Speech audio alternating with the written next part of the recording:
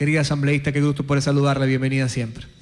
Muy buenas tardes, Andrés. Muchísimas gracias por la invitación. Un saludo a todos quienes nos miran y un sentido pésame a nuestra provincia, a nuestro cantón. Lastimosamente nos estamos desangrando y vemos que las acciones que se están tomando no dan resultado.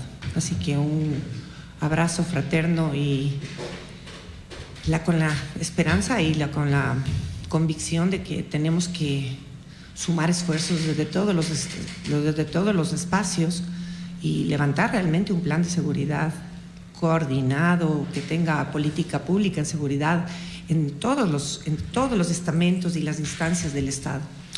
Yo sé que ustedes no son los responsables en seguridad, pero terminan siendo también autoridad. Entonces, si la gente que nos está escuchando ahora la ve pasar y le dice a usted, asambleísta, pero ¿qué pasa que no hacen nada en el orden de seguridad? Repito, yo sé que ustedes no son los que coordinan la seguridad en el país. Sé que su labor llega hasta la fiscalización y la legislación dentro de la función legislativa. Pero ¿qué le diría a esa gente que hoy siente indignación con todo lo que tenga que ver con autoridades? Bueno, decirles que desde la Asamblea en este periodo hemos priorizado el eje de seguridad en todas las comisiones. Las leyes que se han tratado son justamente todas las que atraviesan el eje de seguridad. Por ejemplo, en el caso de mi comisión, que es la de régimen económico y tributario, nosotros priorizamos una de las leyes más importantes, que es la de lavado de activos, que de una u otra manera ayuda a evitar el financiamiento de esta violencia, de estos grupos narcodelictivos y el fin que tienen, ¿no es cierto?, que es al final un negocio como cualquier otro, por supuesto con dolor, con sangre, pero que implica al final un bien, la posesión de bienes. Entonces hemos priorizado eso. Cuando usted dice hemos, asambleísta, ¿se refiere a usted, tal vez a su grupo o a toda la asamblea, entre ellos los asambleístas de gobierno? Bueno, en general. Hemos levantado, sí, las agendas se levantaron en cada una de las comisiones. Por supuesto, cada uno tiene mayor injerencia, tenemos mayor o menor injerencia dentro de la comisión para poder presionar el tratamiento de las leyes que nos interesan como país. La ley de extinción de dominio, la ley de lavado de activos. Por ejemplo, ahora estamos tratando la ley de la reforma al sistema de compras públicas del país, que también es un problema con corrupción. Entonces, estamos tratando desde cada uno de los espacios de levantar esa normativa. ¿Qué concepto le merece para después de esta pasar a sus dos proyectos de ley que me parecen muy interesantes, sobre todo el que tiene que ver en base a los juicios políticos? ¿Qué concepto le merece el gobierno y su accionar en el orden de seguridad? Hoy, por ejemplo, se está tratando dentro de la Asamblea Nacional el caso Mónica Palencia y su juicio político. Mañana irá el de la fiscal, que no tiene nada que ver con el gobierno, aparentemente, pero está dentro de las cifras que entrega el gobierno, lo que dice la ministra Palencia, que es la encargada en el orden de seguridad. ¿Qué comentario le merece a usted desde la Asamblea? Definitivamente, independientemente de un tinte y una descalificación personal, estamos hablando de la gestión. Y en la gestión hemos visto que sí hay un incumplimiento de funciones, no hay una reducción del delito, no hay cifras claras desde las instituciones que ella maneja, ni siquiera nos pueden enviar una documentación con cifras reales. O sea, se ha pedido información y mandan las cifras alteradas desde las distintas instancias. ¿Eso ustedes lo han contrastado como, por ejemplo, cuando comparan cifras de la Policía Nacional y las que pasa el gobierno? Así, y confirman que están alteradas. Por supuesto que sí. Hace pocos días hubo la reunión de un Consejo de Seguridad a nivel latinoamericano, en donde el presidente y la ministra hicieron una exposición sobre la reducción del delito y de los crímenes en todos los aspectos, y no coinciden con la información que ellos emiten. Entonces, ellos, hasta la forma en la que hablan, y decir que nos han ahorrado 800, más o menos, como dijo la ministra Palencia, 800 muertos. Creo que es importante levantar desde todos los sectores una gran mesa de diálogo, pero con expertos, académicos, que todos puedan confluir a levantar un plan real, concreto, que pueda articular acciones desde todos los sectores, porque la inseguridad, el problema de inseguridad no es solamente desde un sector, no es salir a dar bala. Necesitamos un un sistema de inteligencia, de contrainteligencia. Aquí lo importante es prevenir el delito, no llegar como bomberos a apagar los incendios que existen y estos brotes violentos en distintos lugares, que por supuesto el momento en que se traslada el bloque de seguridad se reducen durante un tiempo, pero eso no es sostenible en el tiempo. Entonces debemos tener una articulación fundamentalmente con los GATS, con los más cercanos a la población, que podamos hacer un mapa de situación de violencia y saber exactamente cómo enfrentar cada tipo de violencia que tenemos, porque no es lo mismo una delincuencia transnacional, una delincuencia organizada, que una delincuencia común que también se está viendo muy frecuentemente. Queridos amigos, familia, estamos conversando con la asambleísta manabita María Mercedes Erf. Yo acepto sus comentarios mientras estén en base al respeto. Los voy a leer con mucho gusto en el transcurso de esta entrevista para que ya nos vayan dejando precisamente sus comentarios en la caja de Facebook y los voy a estar leyendo más adelante. Escuchen esta parte. 2 proyectos de ley fueron presentados por la asambleísta María Mercedes Erf el pasado miércoles 14 de agosto y me llegó la información. Proyecto de ley orgánica de equipación de derechos para los despedidos con la compra de renuncias obligatoria y el proyecto de ley orgánica reformatoria a la ley orgánica de la función legislativa, con una mención especial, quiero que empecemos desde allí, sobre el segundo, por favor, con la mención especial sobre la calificación de juicios políticos. Y miren que ahora de juicios políticos está marcada la coyuntura por la fiscal general del Estado, ¿no? Y el hecho de ella pedir que se retome su juicio político, que técnicamente tenía que retomarse dentro de breve, pero aparece ella, hace un video, indica que está lista para afrontar lo que tenga que afrontar y es precisamente adentrarse a un juicio político. Aquí la asambleísta hace un proyecto de ley precisamente sobre la calificación de los juicios políticos. Cuéntenos a detalle primero esa parte y luego vamos sobre el tema de las renuncias. Con todo gusto. Es importante entender, y hemos visto en la necesidad desde la ciudadanía, la ciudadanía ha estado incómoda en la que tengamos que en la Asamblea procesar juicios políticos sobre funcionarios que ya no están ejerciendo su cargo.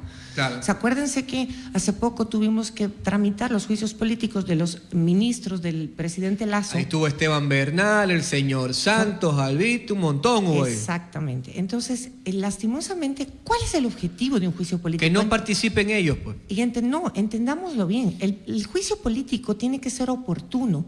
¿Por qué? Porque es un llamado de atención al Ejecutivo de que ese sector, esa área, no está funcionando, no está dando los resultados necesarios. El sector al que el ministerio, el ministro o el funcionario pertenece. Entonces, es un llamado de atención. Lastimosamente aquí se ha tergiversado y se habla de una persecución en lo absoluto. Tenemos que entender que cuando a usted le llaman, así, le citan y le jalan las orejas, llamémosle así, ¿no es cierto? Sí. Es porque alguna cosa está sucediendo y qué es lo que está pasando, y lo importante aquí es tener la madurez suficiente como para entender que hay que girar el timón. Pero parece ser que al presidente no le gusta que a sus ministros le jalen las orejas, porque en más de una ocasión se ha escuchado que tienen órdenes de no llegar a conversar con ustedes. Es una lástima porque además es una obligación constitucional. Claro. Todos los funcionarios tenemos obligación de rendir cuentas y más allá, ya les digo, de una crítica destructiva, aquí lo importante es hacer entender que hay un problema con ese sector y que se necesita hacer un giro de timón. ¿Cuál es el proyecto de ley específico?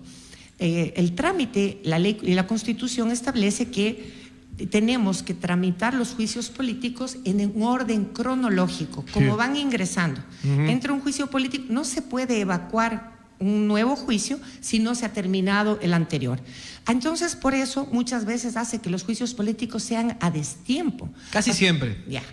Aquí lo importante es que la oportunidad, el momento específico del juicio político debe ser decirle, señores, este sector no está funcionando, busquemos una solución, modifiquemos la política, a lo mejor la cabeza no logra articular esa política dentro de ese ministerio. Entonces, lo que se ha planteado es que dentro de la comisión se pueda votar y también se vote en el Pleno como para poder priorizar. ¿Cuál es más importante? Exactamente. ¿Cuál es más urgente de acuerdo a la coyuntura, por supuesto, no política, a la coyuntura de la realidad, como usted decía, de lo práctico, de lo que estamos viviendo día a día? Me parece muy interesante. Eso significaría, por ejemplo, que si hoy es urgente, en base a el análisis de la comisión y si es necesario del Pleno, que se trate el juicio de la fiscal Salazar, dejaríamos, por ejemplo, del lado el de la fiscal, del lado el de Mónica Palencia y tocaríamos el de la fiscal, por darles un ejemplo, ¿no?, de lo que está pasando en este momento dentro del legislativo. Sumamente interesante, y esto entra nada más como proyecto a momento, o en qué instancia se encuentra, para terminar esa parte de ese tema. Entró a la Secretaría, Ajá. Inmediatamente va a la técnica legislativa para ver si es que no hay alguna inconsistencia, algún problema con el texto o con alguna inconstitucionalidad, que consideramos que no, porque se hizo las consultas previas. Una vez que está ahí, pasa al CAL y el CAL lo designará y lo destinará a la comisión pertinente, que en este caso sería Justicia y Estructura del Estado. Justicia, que preside también un manabita, Fernando Cedeño, representante de Revolución Ciudadana, nada más para ponerlo sobre la mesa. Proyecto de ley orgánica de equipación de derechos para los despedidos con la compra de renuncia obligatoria. Explíquenos, asambleísta. Bueno, entendamos una cosa, desde el título era un problema, es algo que nosotros queremos recoger y devolver los derechos. Nosotros consideramos que los trabajadores, los empleados, no pueden renunciar a sus derechos. Como dice la Constitución, son irrenunciables, y en un proceso de compra de renuncias obligatorias se vulneraron estos derechos. Hay alrededor más o menos 5.000 funcionarios a nivel nacional que, como yo le decía hace un momento, si bien es cierto, a lo mejor la cifra, el número no es representativo en la cantidad del país, pero creo que debemos ir solucionando temas pequeños que sean prácticos y que sean. Existe una sentencia de la Corte en la que se le pide al Estado restituirle los derechos a estos funcionarios. ¿Por qué? Porque al momento de la compra de la renuncia se le hizo una liquidación, pero obviamente perdió el trabajo, no tiene la seguridad social, y usted sabe que las condiciones de nuestro país en el sector del empleo son deplorables. Yo creo que la única manera, volviendo un poco también articulando con la seguridad, la única manera de poder salir también de este problema de seguridad es retomando las opciones laborales. Y así que en este pedido ciudadano, nosotros hemos recogido esta sentencia de la Corte y lo que hemos hecho es traspasarla a una ley para poder presionar de mejor manera para que se pueda solucionar esta situación de mucha gente que incluso hasta ha fallecido. Mis queridos amigos, conversamos con la asambleísta María Mercedes Erf, nos cuenta sobre los dos proyectos de ley que ya ingresó el pasado miércoles 14 de agosto, reflexionamos sobre la coyuntura política, pero también escuchamos a la gente. Dice Tommy Kida: buenas tardes, Andrés, indignación total en la población. Si la policía y militares no pueden dar seguridad al perímetro del área del Hospital del Seguro, peor aún van a dar seguridad a la ciudad o el país. Arturo Lópezito dice: mi pana Andrés, con todo respeto, dice: buenas tardes, Andrés, con mucho respeto, por esos comentarios están llenos de mentira, porque en la práctica no funciona, usted sabe la verdad, Andrés, respecto a la seguridad, los políticos solo legislan para ellos, no para el pueblo. En cuanto al caso del IES, usted dice que los guardias no tienen nada que ver, es verdad, la necesidad de trabajo ingresan a laborar personas desconociendo el tema de seguridad, pero cuando uno tiene un familiar dentro del IES, le revisan hasta los interiores que lleva cada uno, dice. Una buena tarde, Andrés. Se cortó un poquito la transmisión. No, ya estamos bien. Bueno, mamá, papá, dice Alexandra Mario. Bueno, ¿se cortó la transmisión? No, a mí no. Tal vez puede ser su internet, dice el equipo. Arturo Lópezito, un abrazo para usted que también deja su mensaje, lo leemos con mucho gusto. Últimos 3 minutos, asambleísta. Yo decía en la previa, y se lo digo a usted presente, de los asambleístas manavitas en este periodo, con la que más he conversado yo es con usted. Y lo he dicho abiertamente porque ha sido usted la asambleísta que me contesta el teléfono. Unos que otros también. Pero no se animan a venir a conversar aquí. Porque tal vez se los puede llegar a incomodar sobre las preguntas que tengan que ver en función al legislativo, el orden de seguridad, que repito, entiendo que no tienen ustedes mayor responsabilidad, pero que sí pueden hacer su parte dentro de la Asamblea Nacional. Le agradezco que comparezca, lo hemos hecho también a través de vía Zoom, y sé que su carrera política no va a quedar nada más aquí. Me he enterado, a uno que le gusta estar ahondando en todos estos temas, que va a volver a participar. Ahora ya no por el movimiento Construye. Usted ya nos ha explicado lo que pasó con el movimiento Construye, cuál es su posición dentro de la Asamblea, Pero ahora cuéntenos, la vamos a volver a ver en la papeleta con movimientos provinciales, cómo está la cosa, de quiénes se tratan, qué le dice a su gente que piensen votarla más adelante. Muchas gracias, Andrés. Creo que es importante que nosotros como funcionarios siempre comparezcamos y contestemos el teléfono. Sí, de acuerdo. Usted ha visto que incluso hasta para que nos critiquen de manera constructiva, porque eso a nosotros ¿qué nos permite? Asimismo, dar un giro de timón y ver que alguna cosa no está funcionando y poder con altura y con madurez política entender esa situación y poder mejorar. De eso se trata. Y creo que siempre mi despacho y mi teléfono, y yo soy una persona sumamente abierta y que lo que ha tratado de hacer es recoger las necesidades de nuestra provincia. Creo que en la coherencia de eso yo he estado incentivando e impulsando, y la ventaja de ser independiente me ha permitido poder articular con todos los bloques, porque hemos buscado más bien objetivos más que una postura política. Entonces, eso nos ha permitido levantar ciertas cosas sobre el territorio, para la provincia, para el cantón, y lo quiero volver a hacer. Si es que, por supuesto, la gente considera que así puedo yo servir. Ahora estamos con una precandidatura, ya firmamos la precandidatura en el Consejo Nacional Electoral con una alianza de 2 movimientos provinciales, que es Gente Nueva con la número 97 y Soy Manaba con el norte. Entonces estaríamos en una alianza provincial porque creo que la política del país debemos empezar solucionando los problemas de la casa. Empecemos por nuestra provincia y de ahí sí aportemos al desarrollo del país. Pero siempre nuestra provincia y las otras provincias quedan relegadas en su agenda, porque hay una agenda nacional que nos consume y nos devora día a día. Sí, dígalo porque es verdad. Yo lo decía en la previa. Los legisladores llegan a proteger una agenda partidista, una agenda de sus líderes y en algunos casos de impunidad, y se olvidan de la gente que los vota. Así es. En este caso en Manabí. Qué bueno que usted comparta conmigo esa reflexión, y me parece muy interesante lo que usted dice, ¿no? Primero pongamos las cosas en orden en casa y después nos ocuparemos de la coyuntura nacional, que es muy difícil, que es muy amplia y que muchas veces se ve trastocada por otros intereses. Le pongo un ejemplo, Andrés. Por ejemplo, logramos aprobar el cambio solamente de un artículo en el que le entregamos las competencias a los GATS en el sentido del saneamiento ambiental, y también en el sentido no solamente de la dotación de agua potable, sino la posibilidad de la desalinización del agua. De acuerdo. Entonces, imagínense, con el cambio de un solo artículo dentro de la ley, hemos dado la posibilidad concreta, real, para que los cantones de nuestro sector costero puedan solucionar su problema de agua a través de plantas desalinizadoras y el problema de la contaminación a través de los emisarios submarinos. Entonces, ya le digo que son cosas que a lo mejor nos parecen pequeñas,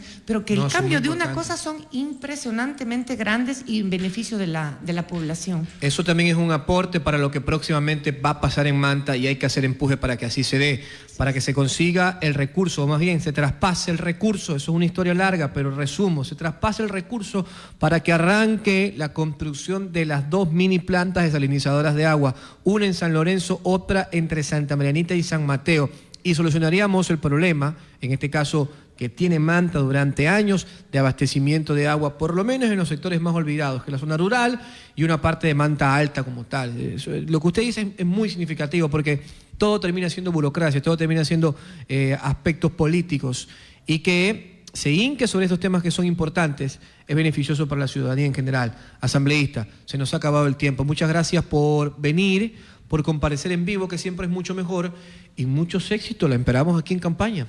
Muchísimas gracias, Andrés. Estoy para servir. Creo que todavía tengo para aportar, y creo que en conjunto, levantando desde la ciudadanía, desde todos los sectores, podemos trabajar en beneficio. Como les decía, solucionemos los problemas de casa para poder aportar al desarrollo del país. María Mercedes Erf, asambleísta por Manabí, muchas gracias por el tiempo.